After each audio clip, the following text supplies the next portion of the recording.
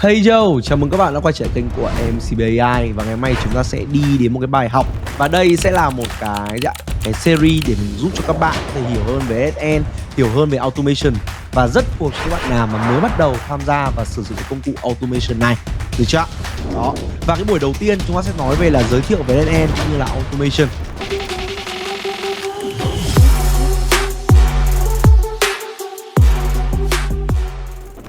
Thì trong cái bài ngày hôm nay mình sẽ đi qua 6 phần cơ bản. Đầu tiên là các bạn tại sao chúng ta lại cần sử dụng automation. Thứ hai thì mình sẽ giới thiệu cho các bạn về cái công cụ NSN mà mình thường hay sử dụng và có rất hay làm video về cái công cụ này. Theo đó nữa là mình sẽ so sánh đúng không ạ? Lý do tại sao mình lại sử dụng NSN thay vì một vài những cái công cụ trên thị trường như là Zapier hay là Make. Tiếp theo nữa thì chúng ta sẽ có thể biết được cái khái niệm cơ bản của automation này, workflow là gì và cách bắt đầu với SN cho người mới bắt đầu. Đó. Ok. Đầu tiên chúng ta sẽ đi vào phần 1 nhá. Thì tại sao chúng ta cần automation? Thì có 3 cái lý do chính mà mình nghĩ là mọi người đều có thể biết được rồi. Tiết kiệm thời gian và công sức này, giảm sai sót cho con người và làm việc 24/7 không cần nghỉ. Bạn cứ đặt lên bàn cân mà so sánh. 2 người trợ lý đúng không ạ? Một người là con người thì sẽ làm cho chúng ta 8 tiếng đến 10 tiếng một ngày. Và một bên là automation làm cho chúng ta từ 24/7. Cứ cho là hai bên cùng kiến thức thì rõ ràng là ở bên automation chúng ta có một lợi thế hơn, tăng được hiệu suất này, đúng không ạ? Và kể cả nhá là đối với con người đúng không ạ, làm việc mệt mỏi rồi thì cũng vẫn phải nghỉ, kể cả làm được có 12 tiếng hay là 24 tiếng thì họ vẫn phải nghỉ ngơi. Đó, chưa kể là còn than vãn này, rồi chúng ta còn phải giục họ để phải làm bài này hoặc là để làm việc này. Đó, thì automation đúng không ạ, chúng ta chỉ cần giao việc. Đấy, là nó sẽ tự động làm việc cho chúng ta 24/7. Đến khi nào mà máy nó hỏng thì thôi, hoặc là đến khi nào mà nó phải cập nhật hay gì đó thì chúng ta mới phải mới phải thay đổi hay sửa đổi gì đó. Còn đâu nó vẫn sẽ chạy chúng ta một cách mượt mà 24/7, không nghỉ ngơi, không than phiền, không cần phải thúc giục. Đấy, được chưa? Mà đôi khi nhá, con người nếu mà nó còn có thể sai đúng không ạ? Còn nếu mà các bạn sử dụng automation đấy, nếu mà các bạn set đã chuẩn chỉ hết tất cả rồi thì cái việc sai sót nó xảy ra cực kỳ là ít, thật sự là như thế. Nên lý do chúng ta cần automation nó cũng là một cái mình nghĩ là một cái cần thiết thôi, đúng không ạ? Một cái mà mình nghĩ là sau này trong tương lai thì gần như là ai cũng có thể phải sử dụng. Đó. Những cái việc mà chúng ta thường đang làm thủ công thì mình chia ra ở đây có một vài những công việc đấy là bản thân mình thôi, và mình nghĩ là mọi người cũng rất là nhiều người gặp phải trường hợp này. Ví dụ như của các bạn là gửi những cái email thủ công đúng không ạ? Thay vì vào mỗi buổi sáng các bạn phải ngồi check mail này, rồi các bạn phải gửi lại email, trả lời email đúng không ạ? Thì automation nó có thể làm được điều đấy cho bạn. Hoặc là lưu ra khách hàng vào Excel. Ví dụ được các bạn vào rất là nhiều những cái choice khác nhau này, các bạn lưu lại những cái data xong rồi các bạn lại phải tổng hợp lại vào trong Excel. Nó sẽ làm cho chúng ta mất rất là nhiều bước. Thay vì thế, automation đúng không ạ? Tự động cập nhật theo thời gian thực. Có thông tin mới này, nó sẽ đẩy từ dữ liệu đấy, xong rồi chuyển về file Google Sheet chẳng hạn. Đó. Hoặc là cập nhật đơn hàng thủ công, hay là viết kịch bản thủ công này, đăng bài thủ công này, viết blog thủ công. Thì những cái công việc đấy là những cái công việc lặp đi lặp lại, gần như gì ạ? Hàng ngày mình đều phải lặp lại, đúng không ạ? Hàng ngày mình phải đối mặt với nó. Và vì thế là một cái công việc, những cái công việc hàng ngày như này thì thật sự là nó làm cho mình cảm thấy rất là mệt mỏi, rất là mất thời gian. Đôi khi là mình cũng lười, mình cũng không ra để mình viết được hết tất cả những cái thông tin đó. Thì giờ đã có automation, mà bây giờ nhá, automation lại còn kết hợp được với cả AI, quá tuyệt luôn, đúng không ạ? Đó, thì đây là một cái bảng mind map mà mình đã thu thập được, và một cái gọi là tính năng của gọi là NSN hay là những cái công cụ workflow automation mà nó có thể làm được trong cái trong cái lĩnh vực marketing.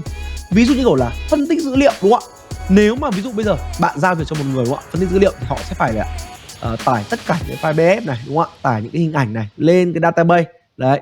Xong rồi sau khi mà họ có hình ảnh database rồi thì họ sẽ bắt đầu so sánh những cái tài liệu như này. Họ phải làm gì ạ? Họ phải đọc qua tài liệu, xem qua tài liệu, so sánh các tài liệu. Và thật sự là để mà làm cái điều đó ấy, thì nó sẽ mất rất là nhiều thời gian. Nhưng bây giờ với cái tự động hóa, với AI automation đúng không ạ, thì các bạn có thể là để cho AI này tự tải tài liệu này, xong rồi tự so sánh tài liệu, rồi đưa cho các bạn những cái summary, đưa cho các bạn những cái tổng hợp dữ liệu các thứ. Nó rất là nhanh chóng và nó làm được với số lượng lớn chứ không phải là làm từng cái một. Đấy. Hay là trả lời những cái tin nhắn hay tổng hợp câu hỏi qua một cái con chatbot chẳng hạn.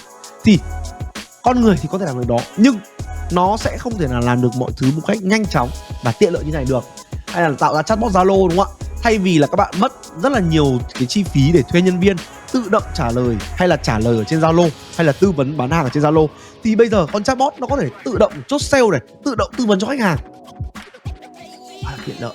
Hoặc là viết kịch bản. Mình là một content creator và mình gặp phải một cái vấn đề là mình một ngày mình phải đối mặt với cái việc là viết rất là nhiều dạng kịch bản khác nhau, từ kịch bản video dài này, từ kịch bản video ngắn này, đúng không ạ? Hay thậm chí là kể cả là viết những cái bài đăng ở trên Facebook hay là Instagram, thì AI hay là automation giờ nó kết hợp với nhau và có thể làm được cho bạn cái điều đó tốt hơn bao giờ hết, thật sự. Và ok, nói quá nhiều rồi đúng không ạ? Thì tại sao lại là NNN? Mình thích cho các bạn sơ qua như thế này nhá. Vậy thì NNN nó là gì đúng không ạ? Thì các bạn hiểu đơn giản, NNN nó sẽ là một cái công cụ tự động hóa công việc, giống như là việc bạn xây lên những cái dòng chảy thông minh ấy, những cái workflow ấy, thì nó sẽ giúp các bạn tự thực hiện được những cái nhiệm vụ, được chưa? Theo một cái dòng. Đó. Nói nhỉ, cho dễ hiểu hơn nhỉ. Ví dụ các bạn muốn có một cái video mới ở trên YouTube chẳng hạn, và khi mà cái video đấy nó được đăng lên đúng không ạ, thì nó sẽ gửi thông báo về trong Telegram hay là về Discord của các bạn.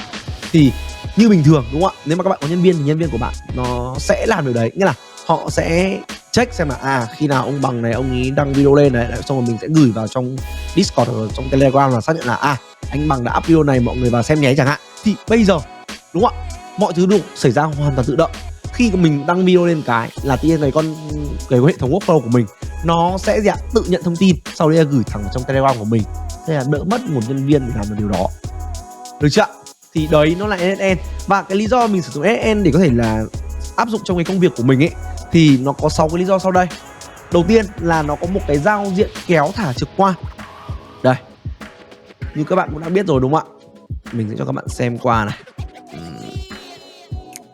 Đây chẳng hạn. Đây, nó có một cái giao diện kéo thả rất là trực quan. Các bạn chỉ cần lựa chọn những cái nốt ở trên này, đúng không ạ? Rồi các bạn kéo thả để sử dụng chẳng hạn. Đây, các bạn kéo thả để sử dụng. Đấy.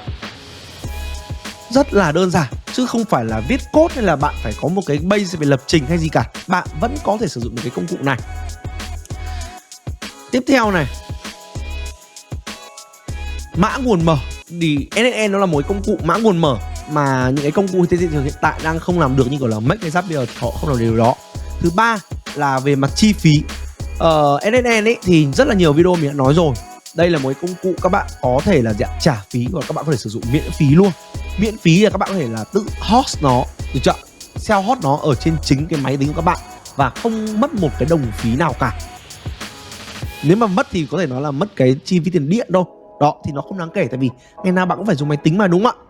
Hoặc các bạn có thể self host ở trên VPS này, hoặc là các bạn có thể mua trực tiếp cái gói cloud. Nói chung là nó đa dạng hóa nha. Bạn muốn sử dụng cách nào cũng được. Bạn muốn không cần phải xếp gì các bạn sử dụng luôn, các bạn dùng bản cloud. Mà các bạn muốn dùng nó miễn phí thì các bạn tự self host nó ở trên chính máy tính của các bạn. Hoặc là các bạn muốn dùng một tiện lợi nhất có thể thì các bạn có thể là self host nó ở trên VPS chẳng hạn, đúng không ạ? Thì cái thứ tư là mình đã từng sử dụng qua như là Zapier với cả Make. Thì trước đây mình dùng Zapier ấy, đợt khoảng 5-6 năm trước, thì thật sự là vào cái thời điểm đấy dùng Zapier tuy là mọi người bảo là dùng khá đơn giản, nhưng thật sự là vào thời điểm đấy mình thấy là dùng Zapier rất là khó. Tại vì là họ không có nhiều hướng dẫn, không có cộng đồng mạnh như NNN bây giờ, đúng không ạ? NNN bây giờ nó có một cộng đồng rất là mạnh, rất là nhiều những cái tài liệu, những cái tutorial miễn phí để những cái người mới, kể cả là bản thân mình, đúng không ạ? Khi mà gặp một cái vấn đề gì nó quá khó khăn thì mình có thể vào trong cộng đồng của NNN để có thể tìm kiếm được những cái bug, để có thể là tìm được cái cách nào đó để fix cho cái workflow của mình chẳng hạn. Thứ 5 và thứ 6 thì NNN hiện tại là một trong những công cụ tùy biến khá là tốt so với Make hay là Zapier, vì nó có thể là áp dụng thêm cả code nâng cao nếu mà chúng ta cần, đúng không ạ? Hai cái công cụ kia thì các bạn có rất là nhiều những cái công cụ ứng dụng phổ biến ở trên đấy, nhiều hơn NNN rất là nhiều. NNN hiện tại nó chỉ hỗ trợ hơn 400 công cụ thôi, nhưng mà ở Zapier hình như mình nhớ không nhầm là 8.000, còn ở trên Make là khoảng hơn 1.500. Thì ở hai cái công cụ kia thì nó được lợi là nó có nhiều ứng dụng, nhưng ở bên NNN thì họ có thể là thêm được những cái mã JavaScript này hay là mã Python vào để áp dụng cho những cái người mà có nhiều kiến thức hơn về coding hay về lập trình, để họ ứng dụng cho cái workflow của mình trở nên tốt hơn. Nên đây là một cái nền tảng mình nghĩ là nó không dành cho dev đâu, mà nó sẽ dành cho cả những cái người mới, những cái người có base mà không rõ nhiều về coding ấy. Đấy. Thì đây nó là một cái bảng so sánh toàn diện giữa Zapier, Make với cả NNN. Đó. thì ba cái công cụ này nó sẽ có cách gọi quy trình khác nhau. Ví dụ như của Zapier sẽ gọi là Zap này, ở Mac thì các bạn đã biết có thể là scenario này, ở trên NSN sẽ là workflow, được chưa? Đây mình sẽ phóng to lên nhá. Đó. Đầu tiên là về giá, đúng không ạ? Đối với Zapier thì mình tham khảo trên mạng ở đây là 129 đô một tháng cho 10.000 tác vụ, giá khá là chát. Đối với Mac thì khá là rẻ này, 9 đô một tháng cho 10.000 tác vụ. Và đối với NSN thì nếu mà các bạn tự host ở trên local thì sẽ không mất chi phí. Nếu mà các bạn thuê VPS thì sẽ mất khoảng 200k cho một tháng. Và nếu mà các bạn sử dụng bản cloud thì các bạn sẽ mất cái chi phí là khoảng 20 euro một tháng. Cái lý do mà sử dụng bản cloud thì dành cho những bạn nào vừa mới bắt đầu, các bạn phải sử dụng bản cloud để các bạn làm quen với NSN, sau đấy các bạn tự self host ở máy local của mình cũng được, để cho nó tiết kiệm chi phí nhất có thể. Còn khi mà các bạn sử dụng 1.000 tác vụ một tháng thì ở Zapier vẫn đứng đầu bảng với giá là 19 cho đến 39 đô một tháng. Ở Mac thì là miễn phí nhưng mà chỉ 1.000 tác vụ thôi. 1.000 tác vụ thì mình thấy là khá là ít đối với những bạn nào mà xây dựng nhiều cái workflow. Còn nếu mà ví dụ các bạn chỉ có 1-2 cái workflow thôi thì thật sự là cái 1.000 tác vụ của bên Mac cũng khá là một cái hợp lý, được chưa? Còn ở NN thì như mình đã nói nó sẽ là ở trên, đúng không ạ? Giá nó sẽ luôn luôn là như thế. Đó. Linh hoạt quy trình thì giữa Zapier, Mac với cả NSN thì mình thấy NSN nó mang lại cái tính linh hoạt nhất, đúng không ạ? Các bạn có thể tự do tùy chỉnh cái logic phức tạp này, hay là các bạn có thể sử dụng thêm code JSON hay là Python. Đó, cái đấy là cái mà Mac hay là Zapier họ chưa làm được. Tính năng đặc biệt thì NSN nó cũng nổi bật hơn, như kiểu là tính năng tự host này, hay là tính năng AI agent này, nốt tùy chỉnh này và mã nguồn mở. Thiết lập ban đầu thì ở đây mình thấy cái bảng này thì Zapier nó đang là dễ nhất. Cùng với đó thì có cloud của NSN cũng là dễ nhất, tại vì gần như là các bạn chỉ cần vào và các bạn sử dụng luôn, không cần phải set gì cả. Còn nếu mà ở self host của NSN thì nó sẽ có một cái mức nó khó một chút, vì các bạn đâu đấy vẫn sẽ phải cần một vài những cái kiến thức liên quan đến lập trình, hoặc là các bạn có thể tìm hiểu trên mạng cũng được, cũng không có vấn đề gì cả. Và mình cũng đã có một cái video hướng dẫn các bạn làm nào để có thể là self host NSN ở trên VPS rồi, thì các bạn có thể xem ở bên trái này nhá. Ok. Và đối tượng phù hợp thì cả ba công cụ này mình nghĩ là Zapier sẽ dành nghiệp cho những cái doanh nghiệp nhỏ cần cái tốc độ nhanh chóng. Còn như kiểu Mac thì sẽ cần là doanh nghiệp cần cái tính logic phức tạp hơn một tí. Đối với NSN thì nó sẽ đa dạng cái đối tượng hơn, như kiểu là startup này, dev này, doanh nghiệp kỹ thuật cao này, bảo mật dữ liệu, hay thậm chí là những người làm content creator như mình cũng đều có thể sử dụng NSN. Ok, tiếp theo chúng ta sẽ đi đến phần là các khái niệm cơ bản cho NSN, đúng không ạ? Thì có 4 cái khái niệm mà mình nghĩ các bạn sẽ cần phải biết khi các bạn mới bắt đầu sử dụng NSN. Đầu tiên nó sẽ là phần trigger. Thì các bạn cứ hiểu nôm na như này nhá. Trigger nó như kiểu là cái điểm bắt đầu của một cái quy trình, đúng không ạ? Ví dụ như kiểu là có ai đấy vừa mới điền vào một cái form, được chưa? Thì nó sẽ báo ra một cái trigger. Thì trigger các bạn như hiểu là nó là bắt đầu một cái sự kiện gì đấy, hoặc là thông báo về một cái sự kiện gì đấy. Đấy. Thì mình đã có một cái video nói rõ về trigger ở trên NSN rồi. Mọi người có thể xem ở góc bên phải màn hình này. Đó, mình đã làm cái video rất là chi tiết liên quan đến những cái trigger ở trong NSN để các bạn có thể hiểu được. Được chưa? Tiếp theo là phần nốt. Nốt thì các bạn hiểu nôm na nó là từng cái bước xử lý trong cái quá trình. Nói như thế thì vẫn hơi khó hiểu, đúng không ạ? Thì bây giờ mình sẽ ví dụ như này cho nó dễ hiểu đi. Đấy. Ví dụ nhá, thay vì các bạn nếu mà trước đây ấy, để các bạn sử dụng automation, đúng không ạ, thì các bạn sẽ phải viết code. Thì ở đây NSN họ đã tổng hợp các cái dòng dữ liệu code đấy thành từng một cái nốt như thế này. Thì ví dụ như trước đây ấy, là các bạn sẽ phải biết code để viết được cái gì ạ, một cái form, viết được một cái form để khi nào mà nó có ai điền một cái form này, đúng không ạ, nó sẽ gửi về thông báo và thông tin cho mình. Thì bây giờ họ đã đóng gói nó, được chưa, đóng gói nó thành một cái nốt như thế này. Đấy, để các bạn này sử dụng. Thì mỗi một cái nốt nó sẽ có một cái tác vụ khác nhau. Như kiểu nốt này nó sẽ là nhận cái thông tin từ một cái form này, cái nốt này thì nó sẽ điền cái thông tin vào trong Google Sheet, và cái nốt này nó lại có cái chức năng là gửi đi một cái email. Đó, các bạn cứ hiểu nôm na nó là như thế. Tiếp theo ở đây này, về workflow. Workflow thì các bạn hiểu đơn dần nó là là toàn bộ những cái chuỗi các cái bước tự động hóa, được chưa? Nghĩa là nó là một cái quy trình. Workflow dịch ra tiếng Việt ấy, nó là quy trình từ điểm A đến điểm B, đúng không ạ? Từ một chuỗi. Đó. Ví dụ thì đây nó là một cái workflow. Đấy. Workflow nó là một chuỗi logic tự động hóa. Ví dụ như ban đầu đây sẽ là khách điền form này, và khách điền form xong thì cái thông tin đấy, đúng không ạ, sẽ được lưu trữ ở trên Google Sheet. Và đây là một cái form nhận quà nhá. Thì khi khách điền vào form nhận quà này xong thì cái thông tin của khách hàng sẽ được gửi vào trong Google Sheet, và từ cái dữ liệu này, đúng không ạ, từ cái thông tin email này hay là họ và tên này thì sẽ có một cái email được gửi cho khách hàng để gửi cho khách hàng cái món quà mà người ta đã điền vào ban đầu để có thể nhận được quà. Đó, thì đây nó là một workflow cơ bản. Được chưa? Các bạn cứ hiểu nó là một cái chuỗi logic tự động hóa. Đấy. Tiếp theo nữa, một cái phần này mà mình nghĩ các bạn cần phải biết này, thì đây nó là input, config và output. Input, config và output là gì, đúng không ạ? Đây, thì ví dụ các bạn xem. Ví dụ mình sẽ test thử cho các bạn xem một cái workflow nó chạy nhá. Thì mình sẽ test workflow này. Đấy, đây là cái form của mình điền để có thể nhận được ưu đãi này. Thì mình sẽ điền email vào chẳng hạn đi, đúng không ạ? Mình sẽ điền email vào đi. Đấy, Mạch Chí Bằng, enter. Thì ngay lập tức thông tin của mình này được chuyển đến Google Sheet, và từ Google Sheet sẽ được chuyển đến dạng email, và email nó sẽ gửi cho cái email của mình. Đây, mình sẽ kiểm tra nhá. Đây, mình vẫn đã gửi này. Đó, đã gửi này. Gửi anh Mạch Chí Bằng này món quà của MCBI này, thông tin món quà này. Thì mình, tại vì mình chỉ điền ở đây, mình chỉ điền đây rất là đơn giản này thôi. Được chưa? Đó, thì ở trong phần này input nó sẽ là cái phần này. Được chưa? Output nó sẽ là phần này, và config nó sẽ là phần ở giữa. Thì input các bạn hiểu vào là gì ạ? Nó là dữ liệu đầu vào. Được chưa? Những cái thông tin mà mình điền ở trong form nó là những cái dữ liệu đầu vào, và nó sẽ được để gửi đến cho mình từ email của mình này, họ và tên này, hoặc là cái thời gian mà submit này. Được chưa?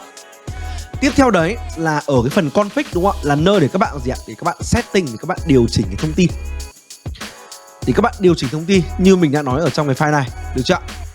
Cấu hình thực thi là lúc mà mình đã setting những cái nốt để sao cho nó có thể làm được đúng cái nhiệm vụ mà mình mong muốn chẳng hạn. Đấy, thì ở đây mình muốn là gì ạ? Khi mà có thông tin gửi đến cái form này, nó sẽ lưu vào trong form, và từ cái form này nó sẽ bắn thông tin lên trên Google Sheet của mình. Đấy, thì đầu tiên là mình sẽ phải gì ạ? Lựa chọn cái file Google Sheet của mình này. Sau đấy là mình lựa chọn cái sheet mà mình sẽ in cái thông tin lên. Đấy, mình sẽ in cái thông tin lên cái file sheet này chẳng hạn. Được chưa? Sẽ bao gồm email và họ và tên của mình. Từ đấy mình sẽ gửi cái dữ liệu, đúng không ạ? Thì mình có cái dữ liệu gì? Dữ liệu email này, đúng không ạ? Dữ liệu họ và tên này. Và sau khi mà mình ấn gửi cái dữ liệu ấy đi, được chưa? Mình ấn gửi dữ liệu ấy đi thì nó sẽ lưu ra một cái output, đúng không ạ? Là những cái trường thông tin đầu ra, đúng không ạ? Output là gì ạ? Đầu ra. Đấy, thì nó sẽ gửi ra mình cái dữ liệu đầu ra là gì ạ? Mình lưu vào đây là email thì và họ và tên, thì ở đây dữ liệu ra của mình sẽ là email và họ và tên. Được chưa? Thì trong trường hợp này đối với Gmail cũng thế, đúng không ạ? Đây, ở đây này, dữ liệu đầu ra của Google Sheet này là email, dữ liệu đầu vào của Google Sheet này thì là email. Đấy, dữ liệu đầu vào là Mạch Chí Bằng. Đó, thì ở đây mình lại kéo vào đây để nó thực thi và cấu hình được cái dạng cái nốt Gmail này. Sau khi cấu hình xong, đúng không ạ? Mình cho nó chạy và nó ra được cái kết quả là cái ID của cái dạng email vừa nãy. Đấy, và cái thread DID. Đấy, được chưa ạ? Đó. Tiếp theo nữa là về phần credential. Thì credential của SSN nó là cái gì, đúng không ạ? Các bạn cứ hiểu đơn giản và nôm na nhỉ nhá. Khi mà các bạn đăng nhập Facebook, đúng không ạ? Thì các bạn sẽ cần phải có tài khoản này và mật khẩu này. Thì thay vì là các bạn điền thông tin tài khoản và mật khẩu của Facebook ở trong SSN, ví dụ các bạn muốn kết nối một cái Facebook đây, đúng không ạ? Thì thay vì là các bạn đăng tên đăng nhập và mật khẩu thì các bạn sẽ sử dụng gì ạ? Access token. Đấy, nó sẽ là một cái phiên bản khác của mật khẩu và tài khoản. Nó sẽ được định hình trên một cái dạng khác, nhưng nó vẫn có chung một cái nghĩa, nó là gì ạ? Xác thực cái danh tính của cái app đấy, xác thực cái người sử dụng của cái app đấy, xác thực cái thông tin tài khoản của các bạn. Thế thôi, chứ nó cũng chẳng có gì quá là cao siêu cả. Đó.